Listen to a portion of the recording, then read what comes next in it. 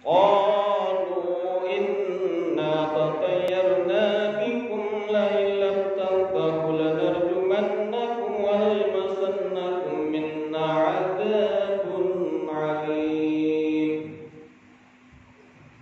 Qalu, maka ketika ahlul Intokiyah, penduduk Intokiyah ini mendengar akan ucapan itu utusan, qalu, maka mereka berkata atau menjawab, inna tatayyarna, sesungguhnya kami bernasib malang bikum, karena sebab kamu. Kata dia, kata ini kaum Intokiyah, hei utusan, kami bernasib seperti ini sial, penuh dengan ujian cobaan gara-gara kedatangan kamu ke sini. Gitu. Wahai corona, gara-gara kamu, kan? Susah nyari kerja, susah nyari makan, gara-gara kamu corona. Gitu. Kita nyalain corona. Nah ini gitu nih. Kalau inna tatayyarna bikum, kami ini semua susah gara-gara kamu. Gitu kata kaum Intokiyah, membangkang, nyalahin segala musibah bencana sama itu utusan.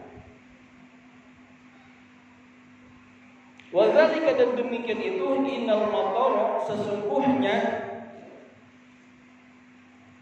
hujan itu bisa ditahan anhum dari mereka, artinya enggak turun hujan itu dari mereka, wa kasurat bainahum amrun muhtalifatun, dan banyaknya penyakit yang macam-macam di antara mereka.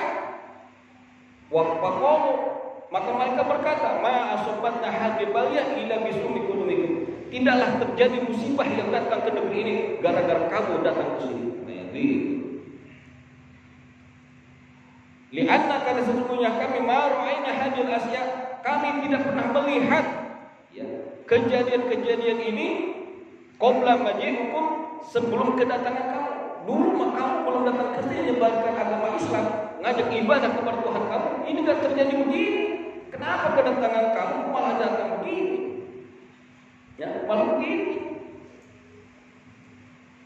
Qabla maji'ikum ila baldatina, sebelum kedatangan kamu ke negeri kami. Semua qalu, lalu mereka berkata, yudusun kepada utusan itu, la illam tantahu lamarjumannakum wa la yamassannakum minna adzabun alim. Kata kaum Intokiyah dan penduduk negara Intokiyah, la illam tantahu, jika kamu tidak berhenti menyuruh kami, lanarjumannakum, niscaya kami akan merajam kamu, akan kami rajam kamu semua. Gitu. Wa la yamassannakum, dan kamu pasti akan mendapatkan siksaan itu. Kata kaum Intokiyah, kalau kamu tidak pergi dari negeri kami, kalau kamu tidak berhenti menyuruh kami untuk menyembah Tuhan kamu, maka kami semua ini penduduk Intokiyah akan merajam kamu, akan kami rajam kamu sekalian. Dan ini pasti bukan hanya sekedar apa? Ancaman. Pasti ini akan lakukan. Gitu kata kaum Intokiyah kepada utusan-utusan yang diutus oleh Nabi Isa tadi.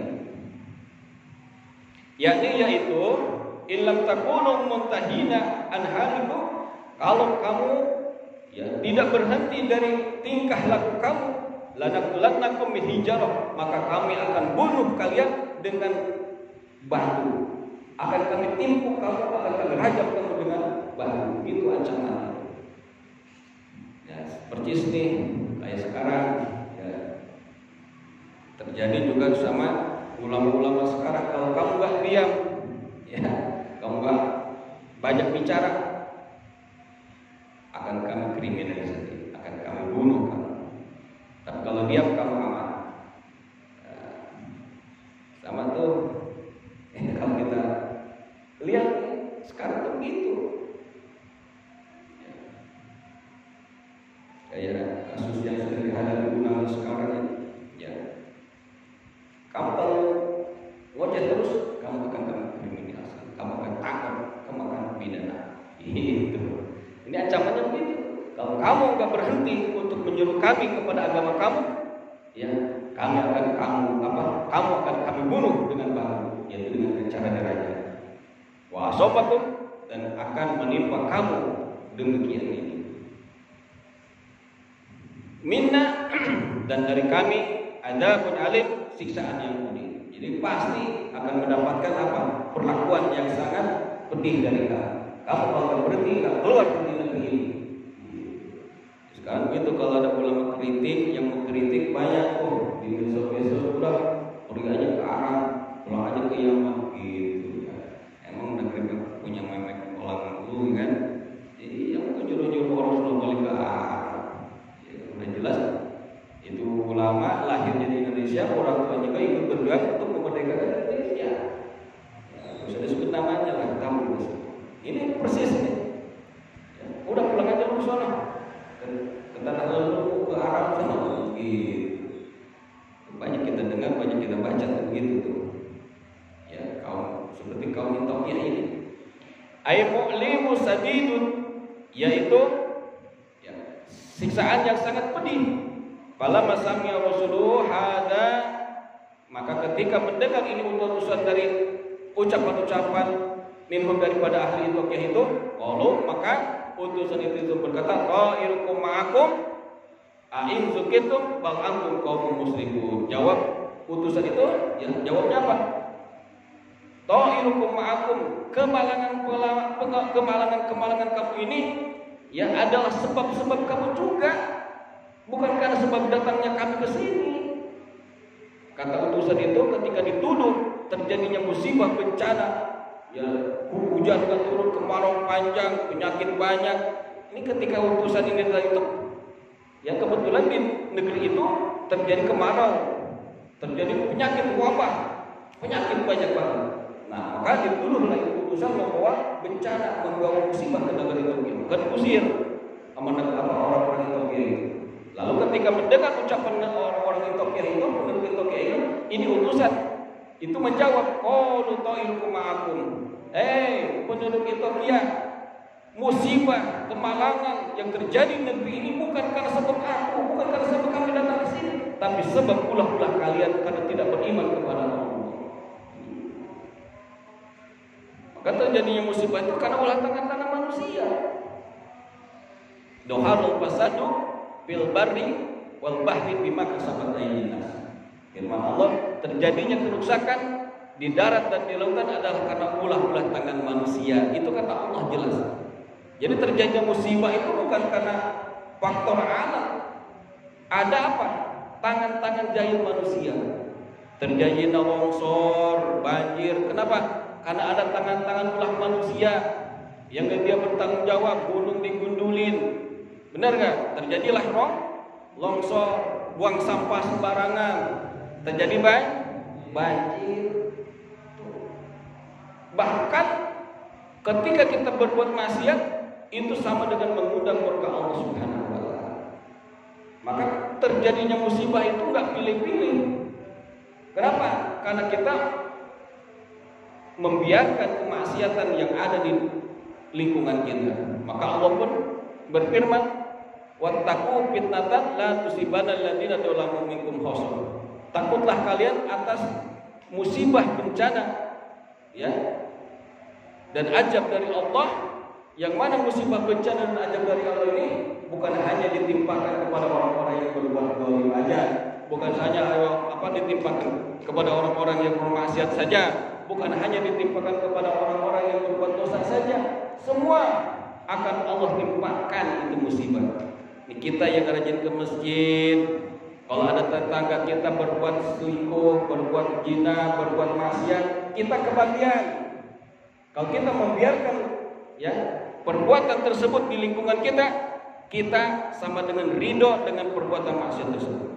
Maka harus kita bertindak, bergerak, cegah kemaksiatan di lingkungan kita. Kenapa? Ini efeknya ketika ada satu orang berbuat maksiat, ini lingkungan kena semua. Makanya kita senang nih di Masjid Darussalam masih ada pengajian, benteng. Coba kalau udah gak ada pengajian, maksiat ada di mana-mana di lingkungan kita, udah kayak gimana murka Allah kepada lingkungan kita. Ini masih alhamdulillah di Darussalam masih ada pengajian, seminggu ada berapa kali pengajian. benteng ini. Benteng yang Allah sudah berikan kepada kita. Allah sudah berfirman, ya ayyuhalladzina amanu idza laqitum fi'ah fasbutu wazkurullaha katsiran la'allakum tuflihun. Kata Allah, hai orang-orang yang beriman, apabila kalian menghadapi musuh, musibah, bencana, mara bahaya, fasbutu, maka tambahkan hati kita. Tambahkan hati kita, kata Allah. Jangan takut, jangan gentar. Ini ngadapin musibah, corona, gak usah takut, gak usah paranoid. Tabah kita, yakin kita. Wazkurullaha katsiran, dan zikirlah kepada Allah sebanyak-banyaknya, kata Allah. Tanpa kau usah pakai hitungan, sebanyak-banyaknya. La'allakum tuflihun. Supaya apa? Supaya kalian mendapatkan kemenangan menghadapi itu musuh, menghadapi musibah. Kalau kita pengen menang menghadapi apa corona, banyakin zikir, tabah sama Allah, istiqomah. Jangan malah kita berhenti ibadah, berhenti berjamaah, berhenti ngaji. Ini Allah sudah ngasih solusi sama kita. Ya ayyuhalladzina amanu, hai orang-orang yang beriman. Coba kalau kita masih mengaku beriman kepada Allah, ikutin tuh firman Allah. Jangan kita di lingkungan kita ada pengajian, cuek-cuek aja, kita gak ada musibah, ya kan? Yang disalahin pengajian, yang disalahin ustaz. Mana pengajian gak ngefek, musibah tetap aja, lu kagak ngaji, ya kan? Benar gak? Ini cocok dengan apa? Kondisi sekarang ini. Ini luar biasa dibaca tafsir Yasin, pas dengan kondisi sekarang ini.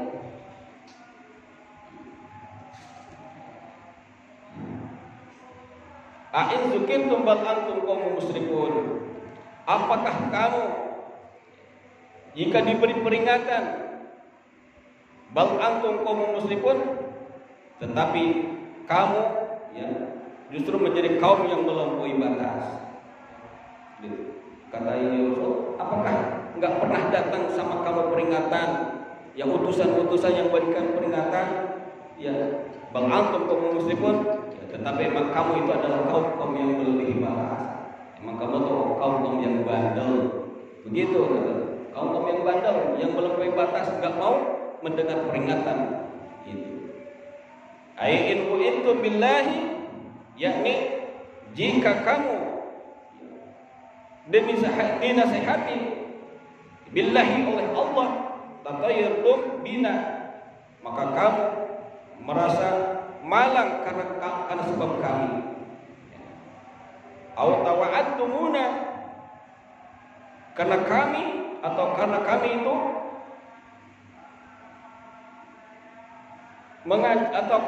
kamu itu mengancam kami, ya kata itu birajmi, dengan merajam bal antum qaumun musrifun, ya bahkan kamu itu adalah kaum yang melampaui batas, kata itu utusan. Ya telah kami bawa peringatan atas nama Allah, ya justru kamu malah menyangka datangnya musuh itu karena sebab kami, kata itu utusan.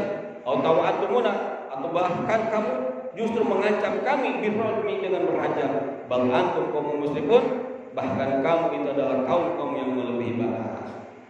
Fatajarruna ala qatl rasul, lalu mereka itu berani akan membunuh rasul itu, utusan itu. Falamma balagha dzalikal khabar, maka ketika datang itu khabar, berita atau informasi, Habiban, kepada Kiai Habib, wajaa min aqsal madinati rajulun yasa, maka datanglah dari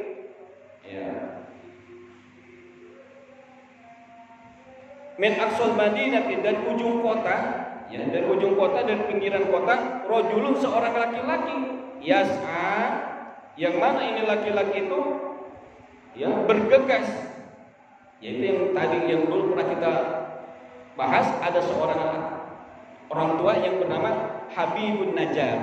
Jadi ketika mendengar berita ini, si utusan mau bunuh, mau diusir, maka datang seorang laki-laki dari ujung kota, dari luar kota, ya dari pinggiran kota, yaitu seorang laki-laki yang datang dengan bergesa-gesa, yaitu Habibun Najjar, yang namanya Habibun Najjar. Wa qala Sadi, dia berkata, Syekh Sadi, kana qasharat, dia itu adalah seorang yang tukang memutihkan pakaian, tukang laundry.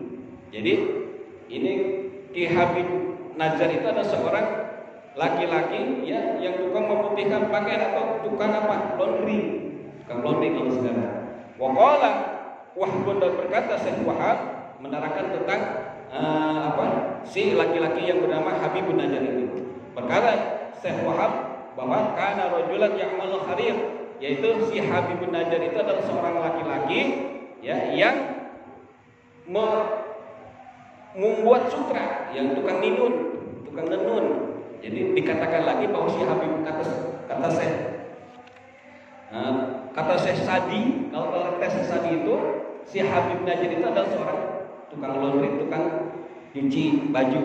Tapi kata Syekh Wahab dikatakan lagi bahwa Habib Najjar itu adalah seorang laki-laki tukang nenun. Jadi ada dua versi. Wa kana manjiluhu inda aqsal babi min ababil Madinah, dan adalah tempatnya itu Habibun Najjar itu ada di pinggiran kota ya, daripada pintu-pintu kota. Wa kana rajulan, dan ia adalah seorang laki-laki dasudaqatin yang suka bersedekah. Jadi dikatakan juga bahwa Habibun Najjar ini adalah seorang laki-laki yang gemar bersedekah, orang yang dermawan gitu.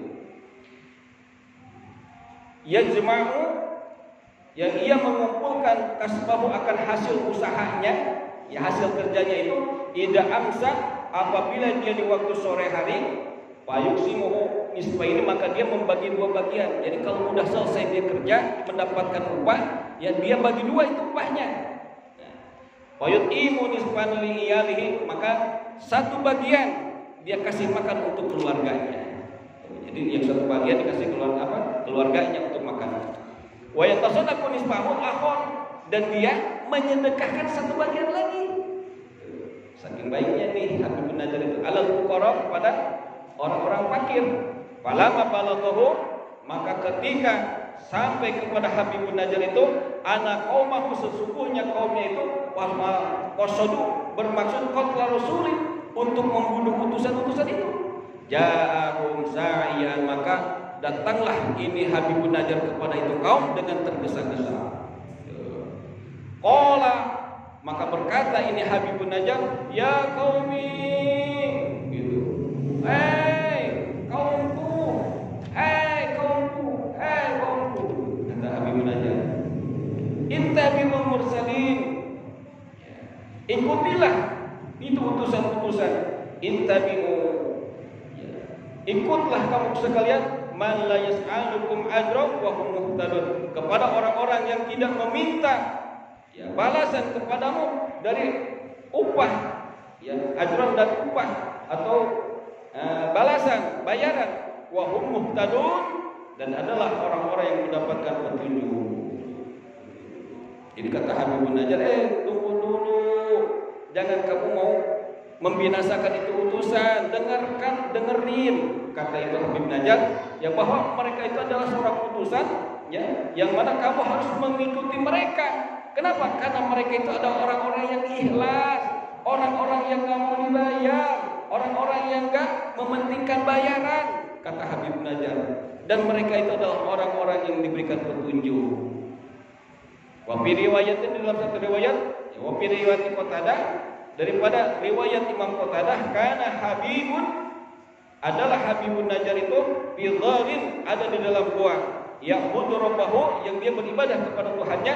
Falamma balaghahu rasulun, maka ketika datang kepada Habib Najjar itu ya informasi atau berita tentang utusan itu, atahum, yang maka datang kepada Habib Najjar, fa adharu dinahu, lalu mereka menjelaskan tentang agamanya, wa qala al-ayah, dan berkata akan ayat ini, wa qala Qatadah,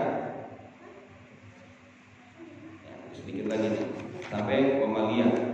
Wa qala Qatadah, dan berkata Imam Qatadah, laman ta Habibun, maka ketika sampai itu Habib Najjar ila rasulin, kepada utusan itu yang mau dibunuh itu, wa qala lahum, lalu ia berkata kepada utusan-utusan itu, atas aluna ala hadir risalah, apakah kalian meminta balasan atas seruan kamu ini, ajran akan balasan atau upah?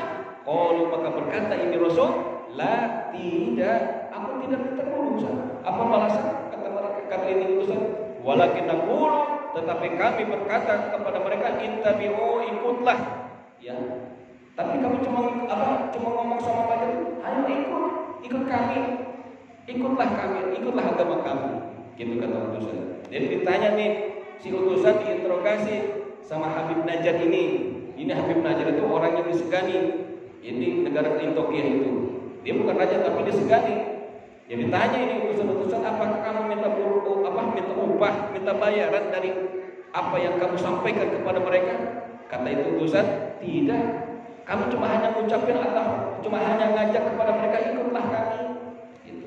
Faqala, maka berkata ini Habib Najjar, ya qaumi wahai kaumku, intabi'u, ikutlah kalian. Ya, intabi'u, ikutlah kalian al-mursalina, kepada utusan-utusan itu. Intabi'u, ikutlah kalian. Man la yas'alukum ajran, kepada orang-orang yang tidak meminta upah atas kalian. Wahum, dan mereka itu adalah muhtadun, orang-orang yang mendapatkan petunjuk. Wa yunakum, dan mereka dan menyeru kepada kamu sekalian ilal huda, kepada petunjuk. Jadi kata Ibu Najjar, kalau begitu hei kaumku, ikutlah kepada mereka yang mana mereka tidak minta bayaran atas menyampaikan risalah ini, menyampaikan hidayah ini, menyampaikan petunjukan ini, dan mereka adalah orang-orang yang mendapat petunjuk. Itu kata Habib Najjar. Wa ila thoriqil mustaqim, dan mereka adalah orang yang mengajak kepada jalan yang lurus. Falamma sami'a, maka ketika mendengar kaumnya itu Habib Najjar, zalika akan perkataan itu, qalu, mereka berkata lahu kepada Habib Najjar, anta kunta, engkau itu Habib yang telah menyalahi, anta kunta mukhalifan lidinina, wahai kamu Habib, kamu ini adalah bagian dari kami, kenapa kamu justru malah berbeda dengan kami? Kata itu kaumnya, wahai Habib Najjar, engkau ini adalah bagian dari kami, kamu ini adalah penduduk Ethiopia, kenapa kamu justru malah berbeda dengan kami? Kita dikatakan penduduk Ethiopia itu kepada Habib Najjar, umutabiat ini habulan, justru kamu malah mengikuti agama mereka ini nih, yang menuju kepada utusan-utusan itu. Min lidini haulai rasul, kepada mereka ini utusan-utusan. Faqala Habibun Najjar, maka berkata ini Habib Najjar, wa ma liya la a'budul ladzi fatarani wa ilaihi turja'un. Wa ma liya, mengapa aku la a'budu, tidak menyembah alladzi fatarani, terhadap Tuhan yang telah menciptakan aku. Aibi ai sababin, ya ini dengan karena sabab apa? La a'budu khaliqi, tidak menyembah Tuhan yang menciptakan aku. Dia sadar ini Habib Najjar, ya. Habib Najjar justru malah dia ngomong, wahai kaumku, sebab apa aku ini tidak menyembah Tuhanku yang telah menciptakan aku? Sebabnya apa yang mengakibatkan aku ini tidak menyembah Tuhanku? Wa ilaihi turja'un, dan kepada Tuhan kami inilah engkau akan dikembalikan. Jadi kita ini adalah yang diciptakan oleh Allah, dan kita akan kembali kepada Allah. Kata Habib Najjar kepada kaum ini, ai turaduna minal andal ba'si, yakni kamu sekalian akan dikembalikan, ya, ketika dibangkitkan dalam kubur, fayunjajikum, lalu engkau akan, ya, maka Tuhan itu akan membalas kamu sekalian. Fayujajikum, maka Tuhan itu akan membalas kamu sekalian bi'amalikum, dengan amal-amal kalian. Ila ada fitrah, wallahu a'lam bishawab, bijina ilma warzuqna. Nah, kita sudah sampai pada ayat wa ma ya'budul ladzi fatarana wa ilaihi turja'un. Jadi ini Habib Najjar yang dia mengakui selama ini kita ini tidak menyembah Tuhan yang telah menciptakan kita, sedangkan kita akan dikembalikan lagi kepada Tuhan yang menciptakan kita. Maka kalau kita meninggal, ucapin inna lillahi wa inna ilaihi raji'un. Kita adalah berasal dari Allah, ciptaan Allah, milik Allah. Inna lillahi, kita adalah milik Allah, wa inna ilaihi raji'un, dan kita akan kembali lagi kepada Allah. Mudah-mudahan kita semua selalu diberikan hidayah oleh Allah Subhanahu wa taala. Mudah-mudahan lingkungan kita dijaga oleh Allah Subhanahu wa taala dan berbagai musibah bencana dan bahaya. Selama masih ada di satu kampung orang yang berzikir, orang yang berjamaah, orang yang selalu memakmurkan masjid, orang yang selalu berkumpul dengan para ulama, insya Allah musibah Allah akan hilangkan dari negeri itu. Allah hilangkan dari tempat itu. Allah hilangkan dari lingkungan itu. Allah jaga lingkungan itu. Selama ada orang yang selalu menyebut asma Allah, salawat kepada Rasulullah, insya Allah Allah akan jaga. Ini janji Allah. Nah, yang penting kita tabah, gak usah takut berlebihan. Ya, itu solusinya. Ketika menghadapi musibah seperti ini, tabahkan hati kita, gak usah terlalu paranoid, zikir sebanyak-banyaknya. La'anakum tuflihun, supaya kalian mendapatkan kemenangan, menang melawan corona, menang melawan musibah. Amin ya Allah ya Rabbal alamin. Al-Fatihah. Alhamdulillahirabbil alamin. Iyyaka na'budu wa iyyaka nasta'in.